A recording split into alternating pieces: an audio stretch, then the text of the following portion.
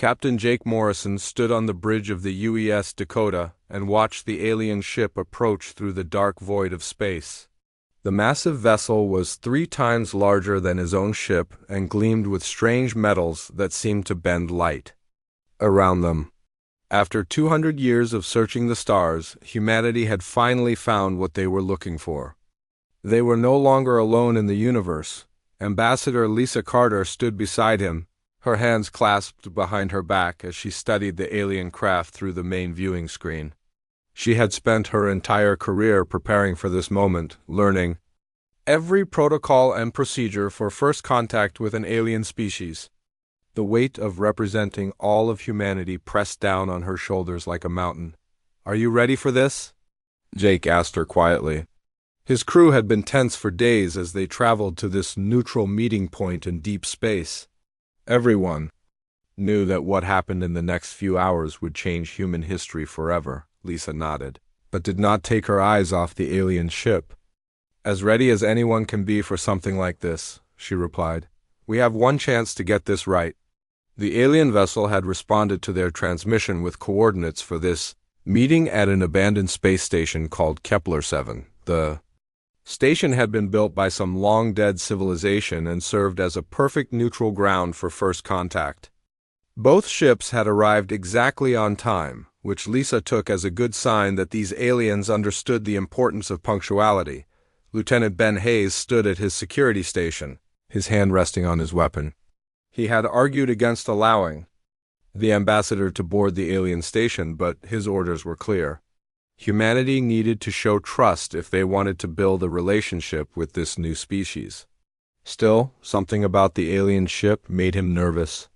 Its weapons were too visible, too prominent for a peaceful meeting. The docking procedure went smoothly, and soon Jake found himself walking through the corridors of Kepler 7 alongside Lisa and Ben.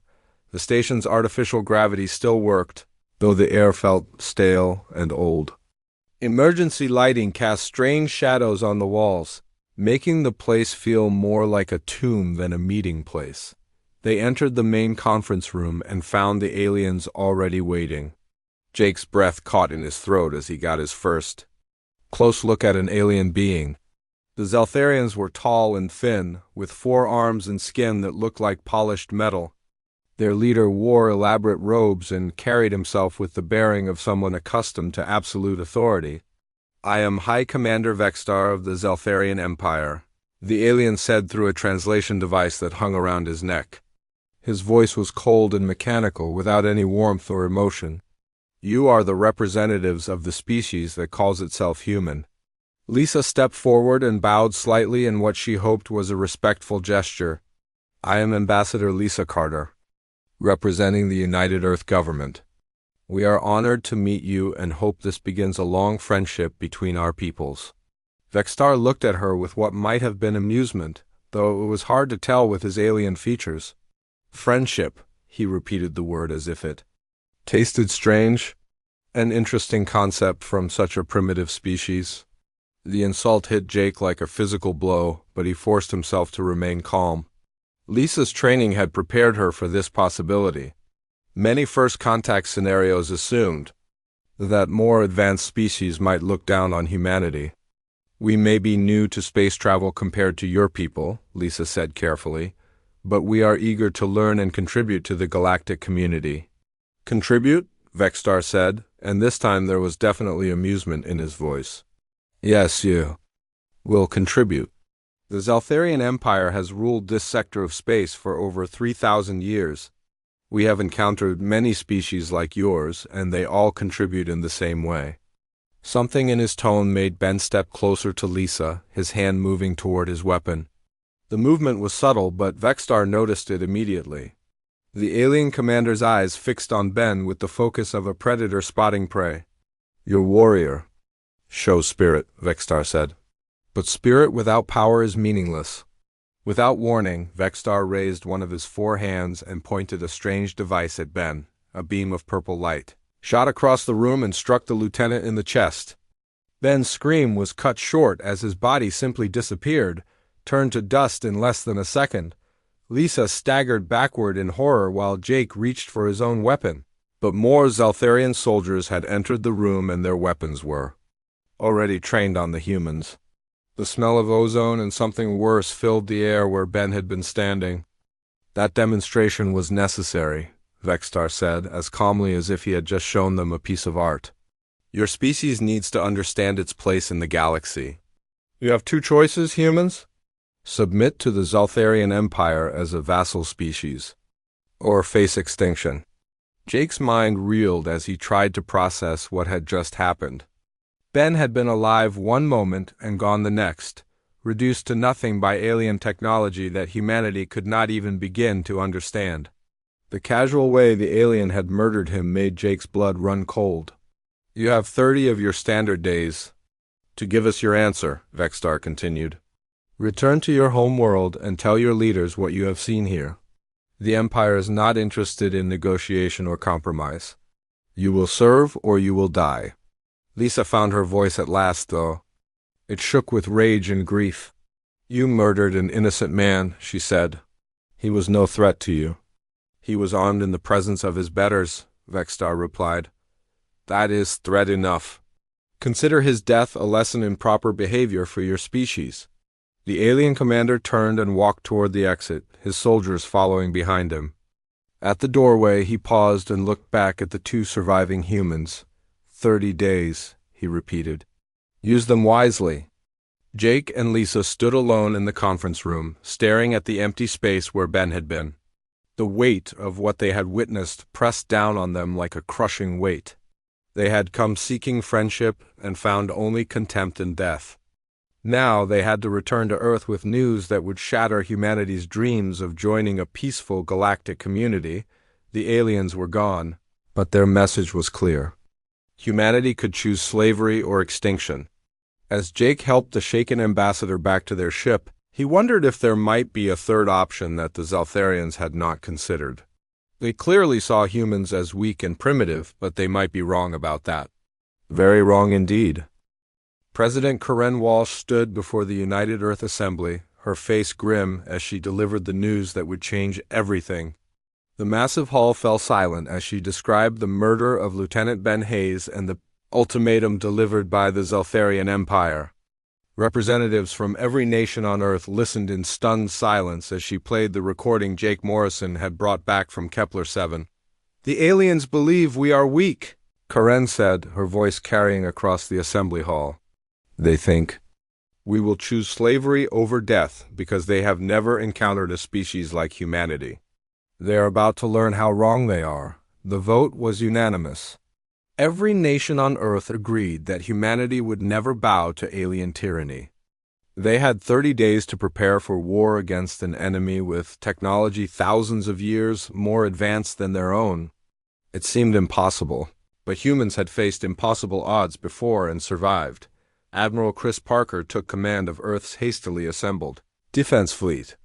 He was a career military officer who had spent his life preparing for wars that might never come. Now he faced the ultimate test of his skills against an enemy that could reduce a human being to dust with a simple gesture. We cannot match their technology, Chris told his staff during their first strategy meeting, but we can use our advantages. They think they understand us, but they only see weakness where we see strength.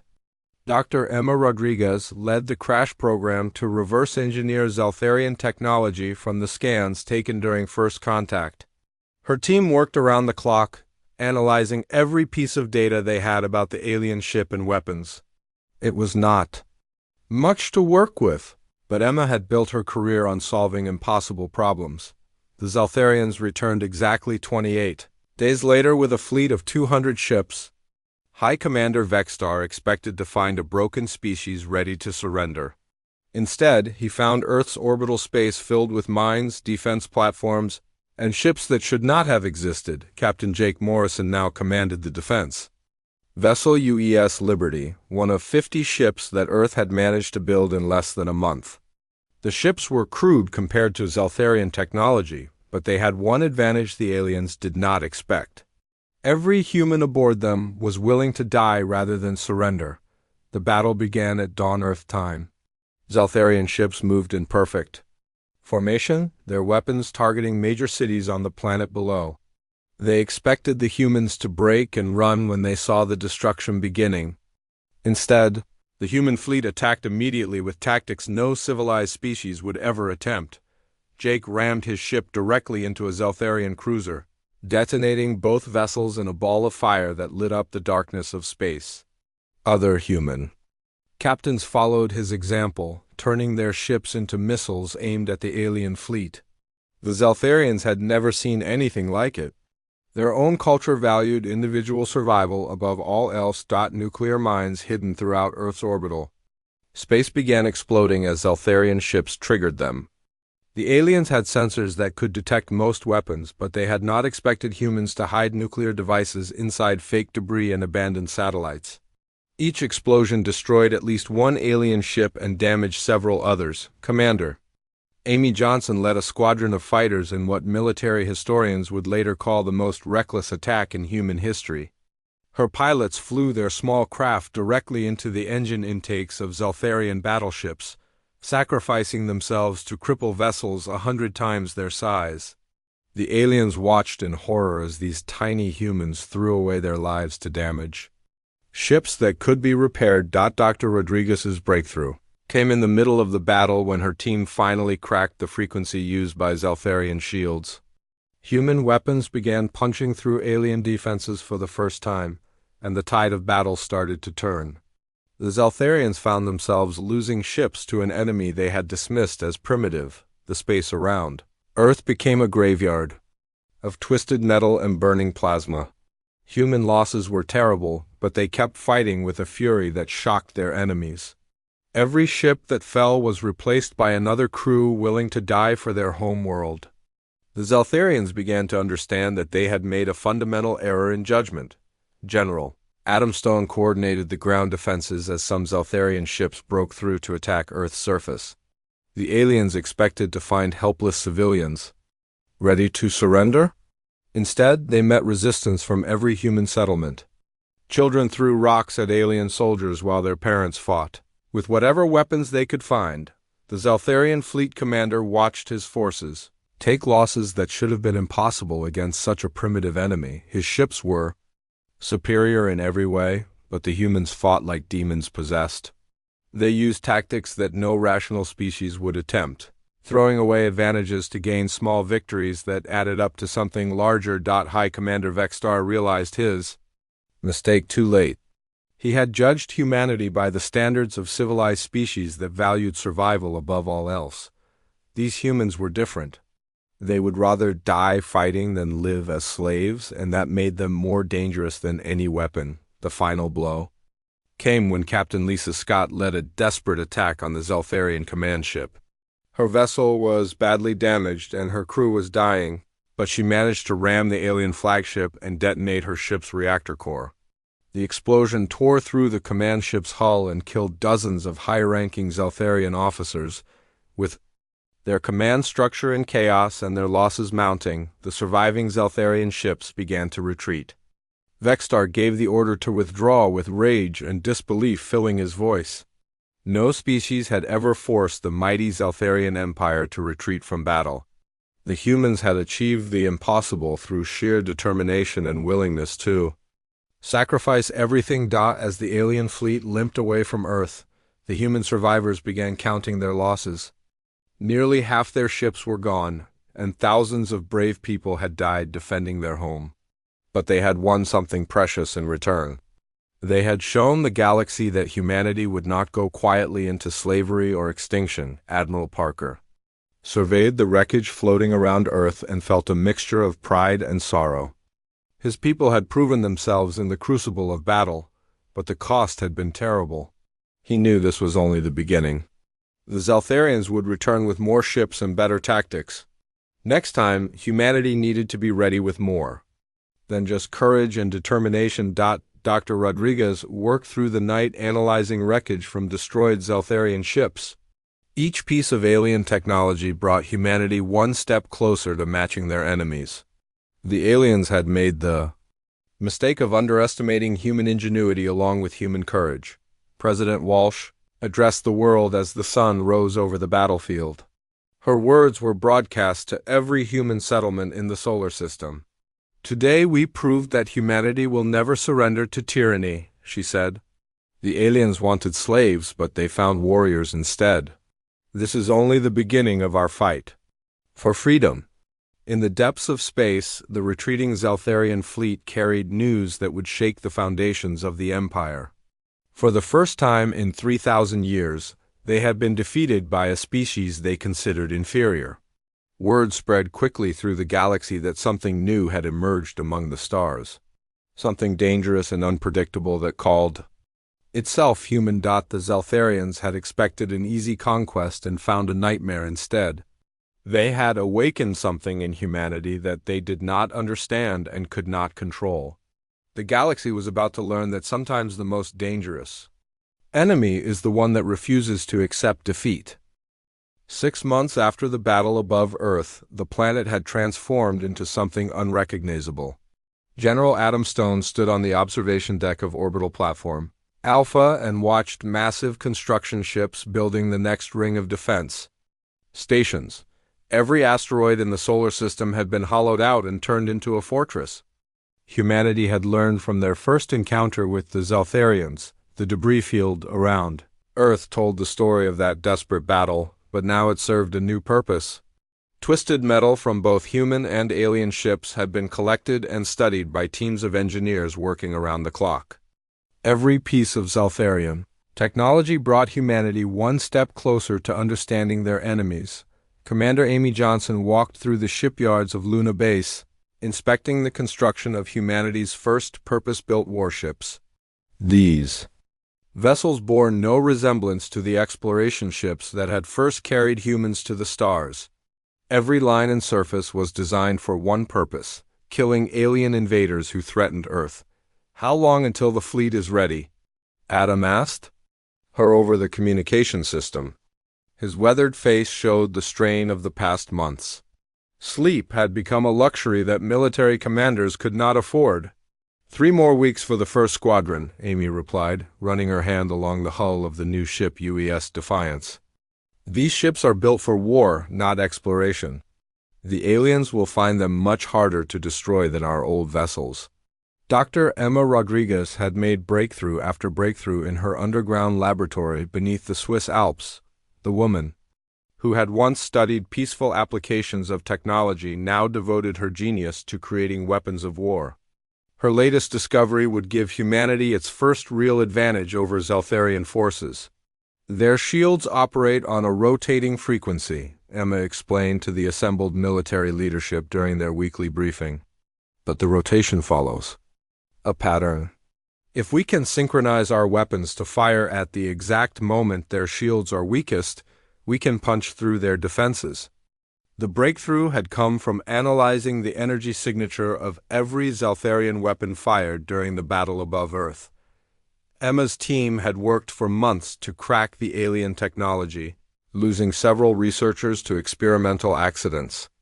The cost had been high, but the results would save thousands of human lives in future battles. Captain Lisa Scott returned from her third reconnaissance mission into Zeltharian space with news that changed everything. Her stealth ship had penetrated deep into enemy territory and discovered something the aliens would not want humanity to know. The mighty Zeltharian Empire was not as strong as it appeared. "They have enemies," Lisa reported to Admiral Chris Parker. 3 different species are already in rebellion against Zeltharian rule. The Empire is fighting wars on multiple fronts, and their forces are spread thin across the galaxy. Chris studied the intelligence data Lisa had gathered during her dangerous mission. Her ship had barely escaped detection twice, but the information she brought back was worth the risk. The Zeltharians had ruled through fear and superior technology, but their empire was larger than they could properly control. President Karen Walsh met with the leaders of every major corporation on Earth in a closed session that would remain classified for decades. The message was simple: humanity needed weapons and ships faster than any normal economy could provide them. Private interests would have to take a back seat to species survival. The response was immediate and overwhelming. Factories that had produced consumer goods retooled to manufacture weapons and ship components. Mining operations on Mars and the asteroid belt increased production by 300%. Every human settlement contributed something to the war effort Dr. Michelle Davis made, a disturbing discovery while studying biological samples recovered from the Kepler-7 station. The Zeltharians were not just technologically advanced. They were also physically enhanced through genetic manipulation. Their bodies could survive injuries that would kill any natural organism. They have eliminated weakness from their biology. Michelle explained to a gathering of military scientists. Pain, fear, and doubt have been bred out of their species. They cannot understand why we fight so hard because they no longer remember what it means to feel desperate. This revelation explained much about Zeltharian behavior during the first battle. They had retreated not because they were cowards, but because they could not comprehend an enemy willing to sacrifice everything for an abstract concept like freedom. Their enhanced minds saw such behavior as a form of mental illness. The second Zeltharian assault came exactly 8 months after their first defeat. This time they brought 500 ships and a commander who understood that humans were more dangerous than they appeared.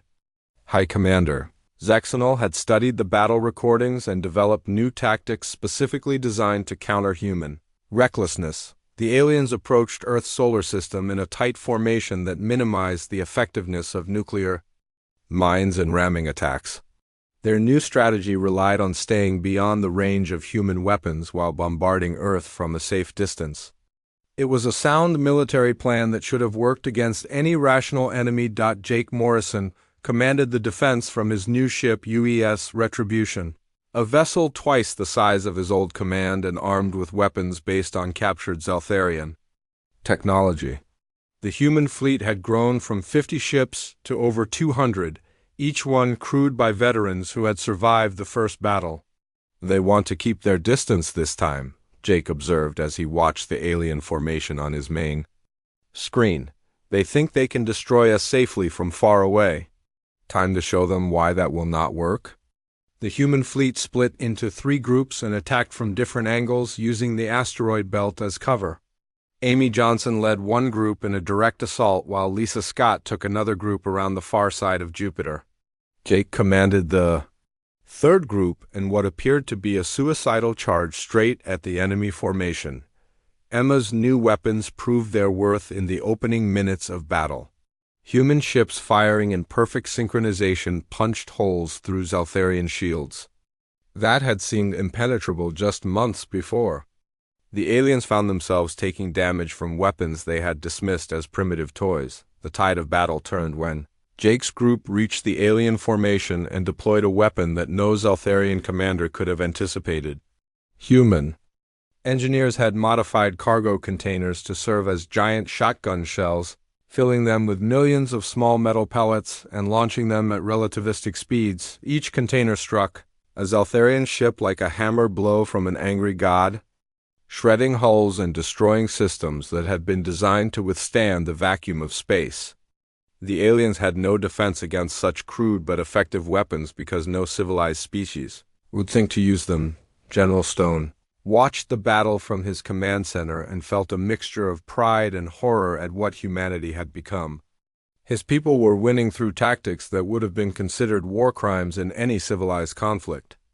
But the Zeltharians had forfeited any claim to civilized treatment when they murdered Ben Hayes in cold blood. The alien fleet broke and ran after losing over half their ships to human weapons and tactics. Commander Zexanol's careful planning had not accounted for an enemy willing to turn garbage containers into weapons of mass destruction. The Zeltharians retreated beyond the edge of the solar system to regroup and consider their options. Admiral Parker addressed his surviving crews as the wreckage of the second battle drifted past their ships. Human losses had been much lighter this time, but the cost was still measured in hundreds of brave souls who would never see Earth again. Each victory came with a price that grew heavier with every battle. "They will come again," Chris told his captains during the post-battle briefing. "Each time they will be smarter and better prepared. We cannot keep defending forever. Eventually, we need to take the fight to them." The decision to go on the offensive came 3 days later when reconnaissance ships detected a third Zeltharian fleet massing just beyond the edge of human sensor range. This force was larger than the previous two combined, and intelligence suggested they were bringing weapons specifically designed to counter human tactics. President Walsh authorized Operation Spearpoint, humanity's first offensive mission beyond the solar system. The goal was simple: hit the Zeltharians before they could organize another attack on Earth. It was a desperate gamble, but desperation had served humanity well so far. Dr. Rodriguez worked frantically to complete her latest project as the human fleet prepared to depart. Her new weapon was based on principles stolen from Zeltharian technology, but it had been modified in ways that would horrify any alien engineer. Humans had taken the tools of civilization and turned them into instruments of pure destruction. The galaxy was about to learn that humanity's fury was not just a defensive reaction. When humans decided to hunt their enemies, they became something far more terrible than anyone had imagined. The Zeltharians had wanted to enslave a primitive species, but they had awakened a predator instead. Admiral Chris Parker stood on the bridge of the flagship UES Devastator as the First Fleet jumped into Zeltharian space for the first time in human history. Behind him stretched a formation of 300 warships, each one built for the sole purpose of bringing death to humanity's enemies. The time for defense had ended. Now came the hunt. The first target was the Zeltharian shipyard at Kepler Prime, a massive orbital facility that produced the Empire's most advanced warships. Intelligence gathered by Captain Lisa Scott indicated that destroying this facility would cripple Zeltharian shipbuilding capacity for years. It was exactly the kind of strategic target that would hurt the enemy where they were most vulnerable. Captain Danny Wright commanded the experimental vessel UES Vengeance from his position in the fleet's vanguard. His ship carried Dr. Emma Rodriguez's latest creation, a weapon that could crack planets if necessary. The device was based on principles stolen from Zeltharian technology, but humans had found ways to make it far more destructive than its original designers ever intended. Target acquired, Danny reported as the Zeltharian shipyard appeared on their sensors. The facility was enormous, easily 10 times larger than anything humans had ever built. Thousands of alien workers labored inside its protective shells, unaware that death was approaching from the darkness. Between stars, the attack began without warning as human ships emerged from hyperspace already firing their weapons. Zeltharian defense platforms responded immediately, but their operators had never faced weapons designed by a species that viewed war as an art form. Human engineering had turned every tool of peace into an instrument of destruction. Emma watched from the command center as her gravitational torpedoes tore through the shipyard superstructure like tissue paper. Each weapon created a localized gravity well that crushed everything within a kilometer radius. The aliens had no defense against attacks that used the fundamental forces of physics as weapons. The Zeltharian defenders fought bravely, but they were facing an enemy that had spent the past year learning how to kill efficiently. Human tactics had evolved beyond simple ramming attacks and nuclear mines. Now they used coordinated strikes that exploited every weakness in alien technology and psychology. Commander Amy Johnson led her squadron in a precision strike against the shipyard's main reactor core. Her pilots flew their fighters through defensive fire that should have been impossible to survive, but humans had learned to accept casualties that other species would consider unthinkable. 3 fighters were destroyed for every Zeltharian gun they silenced. The shipyard's destruction sent shockwaves through the Zeltharian Empire that had nothing to do with the physical explosion. For 3,000 years, no enemy had ever successfully attacked a major Imperial facility. The humans had accomplished in hours what entire species had failed to achieve in centuries of rebellion. General Adam Stone coordinated the ground assault on Zeltharian mining operations throughout their home sector. Human Marines had been trained for zero-gravity combat in environments hostile to human life. They fought with equipment designed to function in the vacuum of space and the crushing gravity of alien worlds. The Zeltharians discovered that humans were just as deadly on the ground as they were in space. Marine units used tactics that seemed insane to alien commanders. Soldiers would detonate their own equipment to deny it to the enemy or sacrifice themselves to create openings for their comrades. No rational species fought with such disregard for individual survival. Dr. Michelle Davis led teams of scientists in analyzing captured Zeltharian technology and biological samples. Each discovery revealed new weaknesses that could be exploited in future battles. The aliens had enhanced themselves to remove fear and doubt, but this had also eliminated their ability to adapt quickly to unexpected threats. They cannot learn from defeat the way we can, Michelle explained to Admiral Parker during one of their strategy meetings. Their enhanced minds see our tactics as evidence of mental illness rather than viable military strategies. This blind spot is our greatest advantage. The systematic destruction of Zeltharian infrastructure continued for months as human fleets struck target after target throughout enemy space. Mining colonies, research stations, and military bases fell to human attacks that came without warning and left nothing but wreckage behind. The Empire's perfect order began to crumble under the assault. Captain Jake Morrison found himself commanding increasingly desperate missions as the war escalated beyond anyone's original expectations. His ship UES Retribution had become a symbol of human determination, surviving battles that should have destroyed it dozens of times over. Jake had lost count of how many alien ships his crew had sent to their destruction. The Zeltharians attempted to negotiate after losing half their military infrastructure to human attacks. High Commander Vexstar, the same alien who had murdered Ben Hayes during first contact, sent messages offering to discuss terms. The response from President Karen Walsh was brief and final: unconditional surrender or total destruction. Other alien species throughout the galaxy watched the human campaign with growing alarm. The Moran Collective and the Thorian Republic had remained neutral during the early stages of the war, but now they faced a terrible choice: side with the failing Zeltharian Empire or try to appease the humans who seemed determined to reshape the galaxy through violence. Commander Rick Martinez led diplomatic missions that were actually intelligence-gathering operations designed to assess potential threats from other alien species. His job was to determine which civilizations might try to stop humanity's advance, and which could be convinced to stay out of the conflict entirely. The breakthrough came when human forces discovered the location of Zeltharian slave camps containing thousands of sentient beings from dozens of different species. The liberation of these camps provided humanity with allies throughout the galaxy and intelligence about Zeltharian operations that had been hidden for centuries. Dr. Peter Cole led the medical teams that treated freed slaves and learned about Zeltharian methods of control. The aliens used a combination of physical conditioning and psychological manipulation to break the will of subject species. Many of the freed beings had been enslaved for generations and had forgotten what freedom meant. The liberated slaves provided detailed information about Zeltharian military capabilities and strategic weaknesses.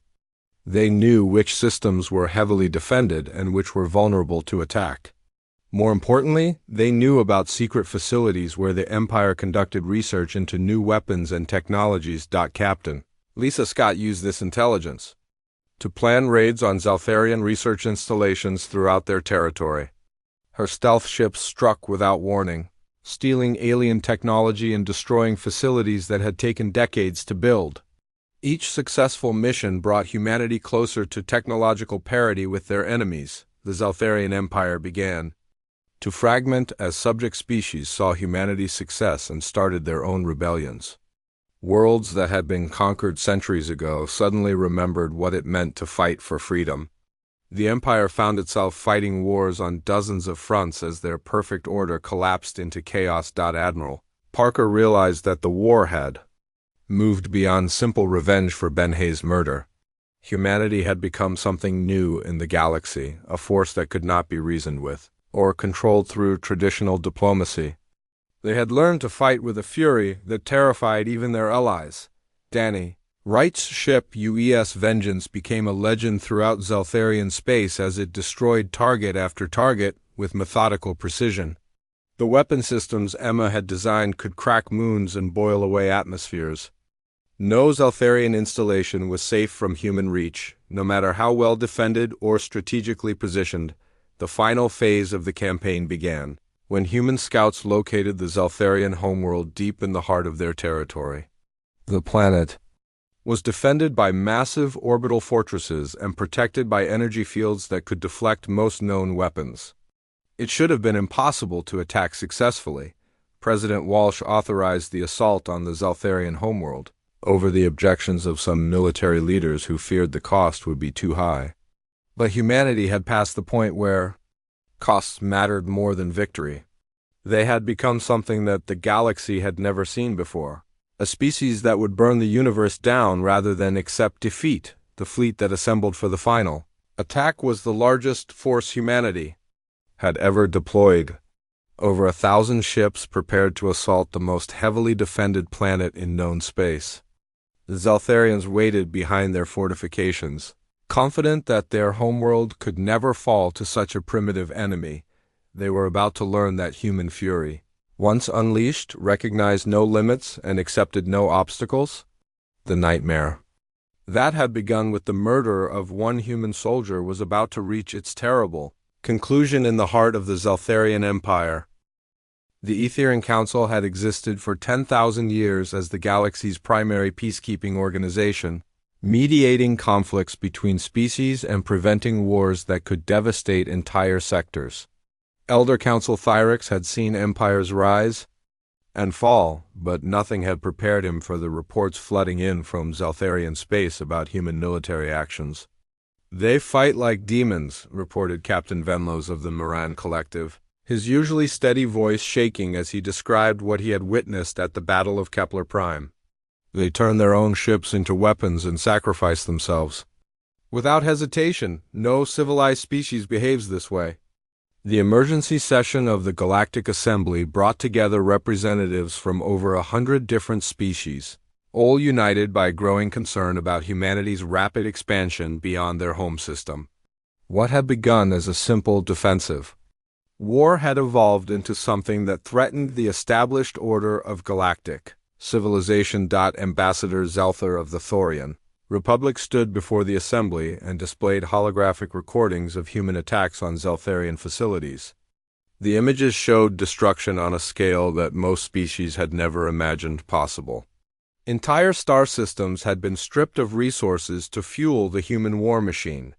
The Zeltharians made the mistake of provoking them, Zelther explained to the shocked delegates. But now these humans seem determined to remake the galaxy according to their own vision. They have already liberated dozens of species from Zeltharian control, and those freed worlds are joining their cause. Commander Rick Martinez sat in the diplomatic section reserved for humanity's representatives, listening to the debate with careful attention.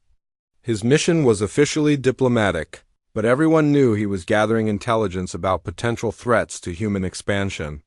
The galaxy's older species were beginning to fear what humanity might do next. Elder Therix called for order as arguments broke out across the assembly floor.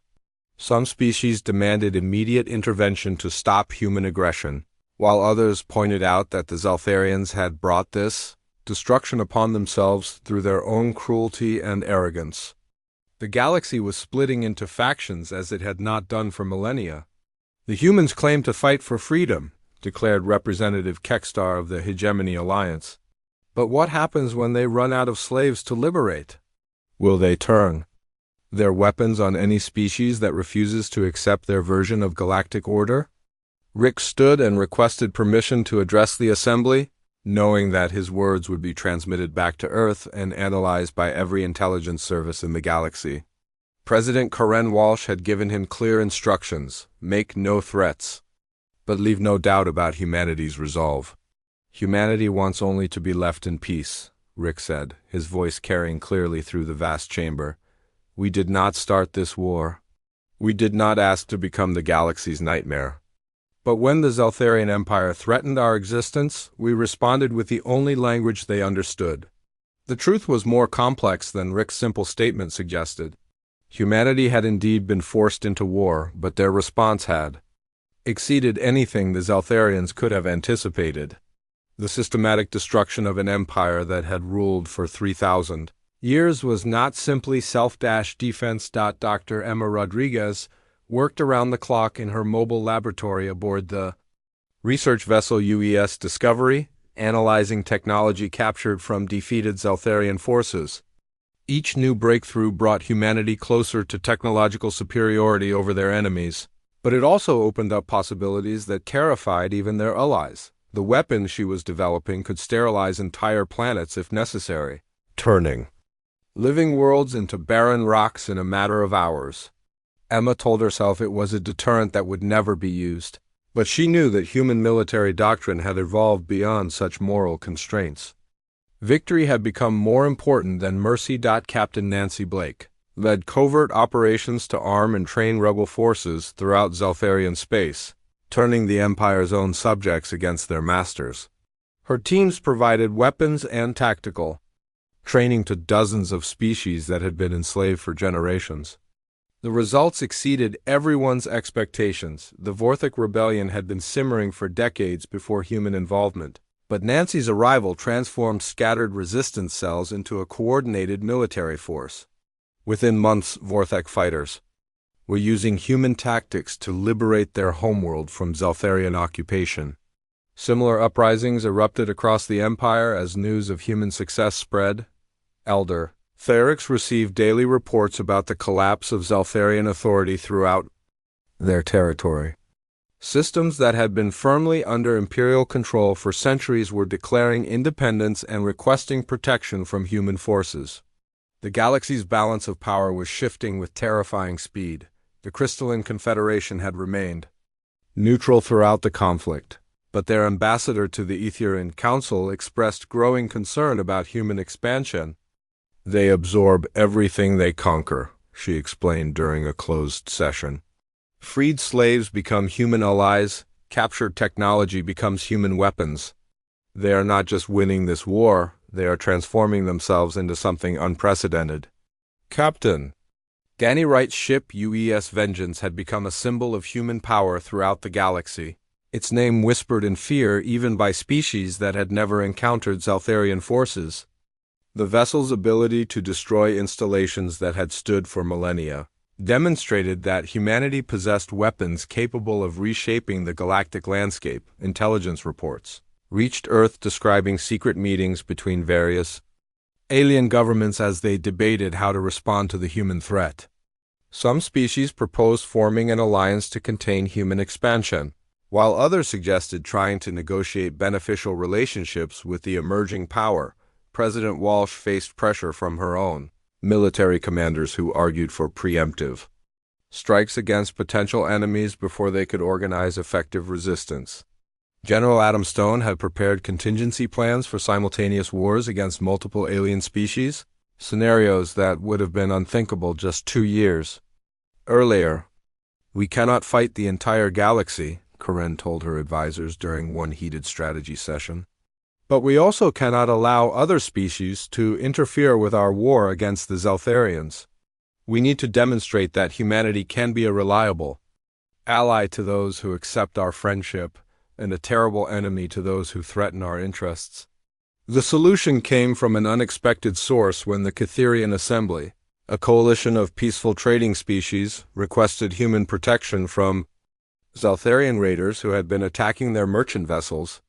It was the first time an alien government had voluntarily sought alliance with humanity. Commander Rick Martinez negotiated the protection agreement personally, establishing the template for future relationships between humanity and other galactic civilizations. The terms were simple: mutual defense in exchange for trade agreements and technology sharing. The Catherians got protection, and humanity got its first non-human allies. The success of the Catherian alliance encouraged other species to approach humanity with similar requests. The Helix Syndicate, a group of mining worlds, offered exclusive mineral rights in exchange for human naval protection. The Wanderer Fleet, nomadic traders who traveled between systems, provided intelligence about Zeltharian movements in exchange for safe harbor at human-controlled stations. Dr. Peter Cole discovered evidence of Zeltharian biological weapons programs, while treating liberated slaves from recently captured research facilities. The aliens had been developing diseases specifically designed to target human physiology, suggesting they had planned genocide from the beginning of the conflict. This revelation hardened human resolve and provided justification for increasingly aggressive tactics against Zeltharian targets. If the Empire was willing to attempt species-wide extermination, then they had forfeited any claim to mercy or civilized treatment. The war was no longer about territory or resources. It was about survival. Captain Lisa Scott's reconnaissance missions revealed that several Zeltharian fleets had retreated to heavily fortified positions around their core worlds, apparently preparing for a final desperate defense. Intelligence suggested they were developing new weapons specifically designed to counter human tactics. But it might be too little too late. The Zeltharian Empire was crumbling faster than anyone had predicted, but their collapse was creating a power vacuum that other species were eager to fill. The Miran Collective began expanding into former Zeltharian territory, while the Thorian Republic increased military spending and started recruiting former Imperial soldiers. Admiral Chris Parker realized that humanity faced a new challenge as victory over the Zeltharians became inevitable. The galaxy's established powers were beginning to see humans as a greater threat than the failing Empire. Soon humanity might find itself fighting not just for revenge, but for the right to exist as an independent species. The final phase of the war was approaching, but it was becoming clear that defeating the Zeltharians would only be the beginning of humanity's struggle for survival in a galaxy that feared their fury. The nightmare that had begun with the murder of one human soldier was about to reshape the entire known universe. The Zeltharian homeworld of Zelthos Prime hung before the human fleet like a jewel carved from blue crystal and silver metal. After 3 years of war, Admiral Chris Parker finally looked upon the heart of the Empire that had threatened to enslave humanity. The planet was defended by orbital fortresses that had protected it for millennia, but human fury had found a way to reach even this sacred stronghold.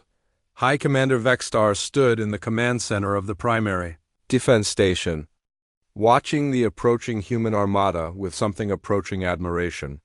He had underestimated these creatures from the beginning, dismissing them as primitive savages unworthy of consideration. Now their 1,000 ships filled his sensors, each one a testament to human ingenuity and determination. Captain Danny Wright guided the UES Vengeance toward its designated target, one of the massive orbital platforms that ringed the Zeltharian homeworld. His ship had become a legend throughout the galaxy, its name spoken in whispers by survivors of human attacks. Today, it would earn its place in history by breaking the final bastion of Zeltharian power. Dr. Emma Rodriguez had spent months preparing for this moment, developing weapons specifically designed to crack the energy shields protecting Zelthos Prime. Her gravitational bombs could create artificial black holes that would consume matter and energy alike. The aliens had no defense against attacks that used the fundamental forces of physics as weapons. The battle began at dawn local time as human ships emerged from hyperspace in perfect formation. There was no declaration of war, no demand for surrender, no final ultimatum. Humanity had moved beyond such civilized gestures. They had come to end the Zeltharian Empire once and for all, and nothing would be allowed to stand in their way. Colonel Steve Hunter led the first wave of assault troops toward the surface of Zelthos Prime, while the naval battle raged overhead. His Marines had been specially trained for this mission, equipped with armor that could function in any environment and weapons that could penetrate any defense. They dropped from orbit like meteors, burning through atmosphere toward their targets. The Zeltharian defense forces fought with desperate courage, knowing that defeat meant the end of everything their civilization had built over 3,000 years. Their weapons had been designed by the greatest minds in the Empire, their tactics perfected through centuries of conquest. But they faced an enemy that had learned to turn desperation into strength. Captain Jake Morrison commanded the orbital bombardment that systematically destroyed Zeltharian defense installations on the planet's surface. His ships rained fire from space with surgical precision, targeting military facilities while avoiding civilian areas.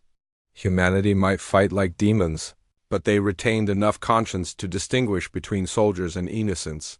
The breakthrough came when Emma's Weapons finally cracked the planetary shield that had protected Zelphos Prime for over 1,000 years. The energy barrier flickered and died as gravitational bombs tore holes in the generator network.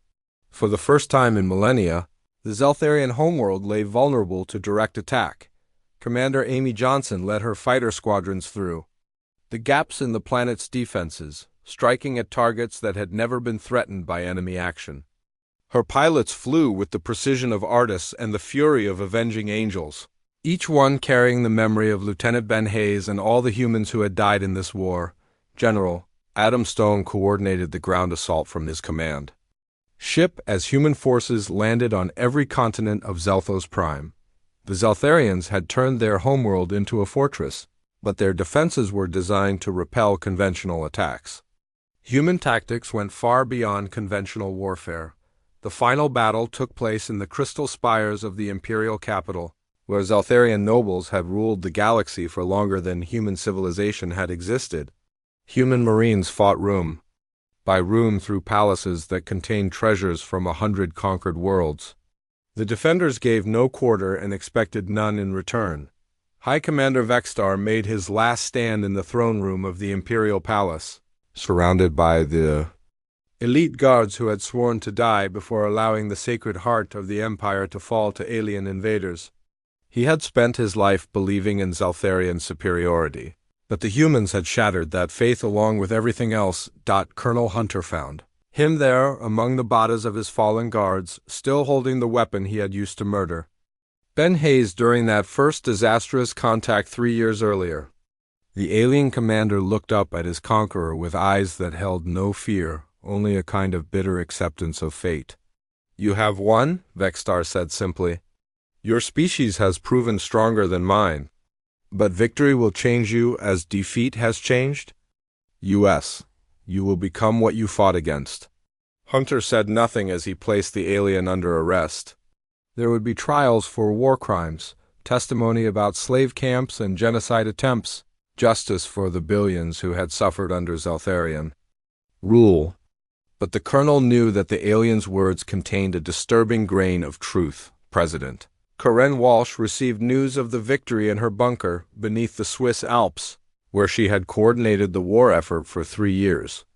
Half of Earth's population had died in the conflict, and the survivors had been transformed by their struggle into something harder and more ruthless than anyone could have imagined. The cost of victory was measured not just in lives lost, but in innocence destroyed. Humanity had proven they could match any enemy in cruelty and exceed them in determination. They had become the galaxy's nightmare by choice, embracing darkness to ensure their survival. The question now was whether they could find their way back to the light. Admiral Parker stood among the ruins of the Zeltharian capital and felt the weight of command pressing down on his shoulders like a mountain. His fleet had conquered the unconquerable, but the victory felt hollow. Too many good people had died to reach this moment, and too many moral lines had been crossed in the name of necessity. Dr. Michelle Davis worked with medical teams to treat wounded Zeltharian civilians caught in the fighting, finding herself caring for the children of an enemy species that had tried to exterminate humanity. The irony was not lost on her that human compassion might be the Empire's only hope for survival. The surrender ceremony took place in the ruins of the Imperial Senate, where Zeltharian leaders formally transferred authority to human representatives. It was a moment that should have brought satisfaction, but most of the human observers felt only exhaustion and a grim awareness of what they had become. Ambassador Lisa Carter, now older and harder than the woman who had tried to make peace 3 years earlier, addressed the assembled Galactic Congress with humanity's terms for the post-war order. The message was simple. Humanity offered friendship to those who desired it, but any species that threatened Earth would face the same fate as the Zeltharians. The Terran hegemony was established in the months following the conquest of Zelphos Prime, with Earth as its capital and humanity as its dominant species. Former Zeltharian territories were redistributed among liberated species, but everyone understood that human approval was required for any major decision. Other galactic civilizations watched the birth of this new order with a mixture of respect and terror. The humans had proven themselves capable of incredible violence, but they had also shown mercy to defeated enemies and protection to threatened allies. They were a paradox that the galaxy was still learning to understand. Captain Danny Wright was promoted to admiral and given command of the occupation fleet that would maintain order in former Zeltharian space. His ship UES Vengeance became the flagship of humanity's new galactic presence, a symbol of both protection and threat depending on one's relationship with Earth. The war crimes trials began 6 months after the conquest, with Zeltharian leaders facing justice for 3,000 years of oppression and genocide. Vextar himself was convicted of crimes against sentience and sentenced to life imprisonment on a human penal colony. He accepted the verdict with the same cold dignity he had shown throughout the war. Children on Earth learned about the war in their history classes, taught that humanity's greatest strength was not their technology or tactics, but their refusal to surrender in the face of impossible odds. The teachers reminded them that sometimes being the nightmare was the only way to prevent becoming the victim. President Walsh's final address to the United Earth Assembly reflected on the cost of their victory and the responsibility that came with their new position in galactic affairs. "We fought to survive," she said, "but we won more than survival. We won the right to shape the galaxy's future. We must ensure that our children use that right more wisely than we used our fury." The galaxy had learned to fear human anger, but humans had learned that anger alone was not enough to build a lasting peace. The nightmare that had begun with the murder of one soldier had ended with the birth of a new galactic order. Whether that order would bring peace or simply a different kind of war remained to be seen. Admiral Parker retired to a quiet farm on Earth, but he kept his uniform ready in case humanity ever needed to remind the galaxy why they had become its dominant power. The price of victory had been higher than anyone had imagined, but it had bought humanity something precious.